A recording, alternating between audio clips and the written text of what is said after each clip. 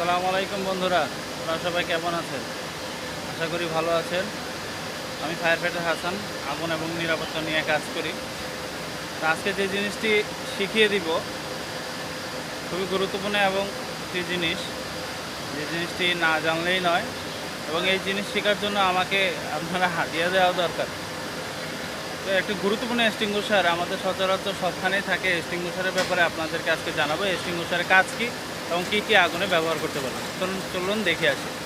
এই যে পিছনে আমার যে এক্সটিংগুইশারটি দেখতে পাচ্ছেন, এটা একটি 5 KG dry chemical powder extinguisher, অর্থাৎ ডিসিপি।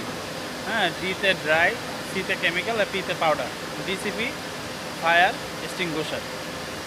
এই পাউডারের কাজ হলো আগুনের মধ্যে যে কেমিক্যাল রিয়াকশনটা হয়, অর্থাৎ আগুন জ্বলার জন্য চারটা জিনিস রয়েছে, ওই একটা নিভাতে কাজ করে, অর্থাৎ আগুনের মধ্যে রিয়াকশনটা করতে দেয় না এই পাউডারটা।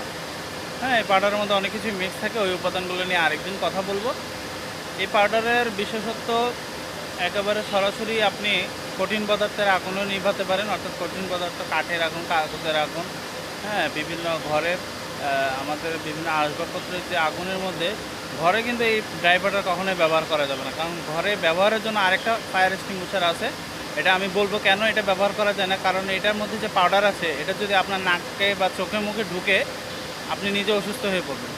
তাহলে বুঝতে পারছেন এটা কী কীটা কাজে ব্যবহার করা যায়। তেলের আগুনও ব্যবহার করা যায় ড্রাই কেমিক্যাল পাউডার, তারপর আপনার তুলার আগুন, কাঠের আগুন, হ্যাঁ, এই খোলা জায়গায় ব্যবহার করাটাই ভালো। হ্যাঁ, খোলা জায়গায় ব্যবহার করলেই ভালো।